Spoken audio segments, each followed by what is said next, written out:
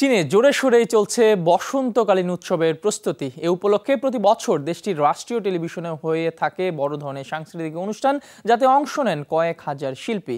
1983 সাল থেকে দেশটির সবচেয়ে জনপ্রিয় টিভি অনুষ্ঠান স্প্রিং গালা ফেস্টিভ্যাল।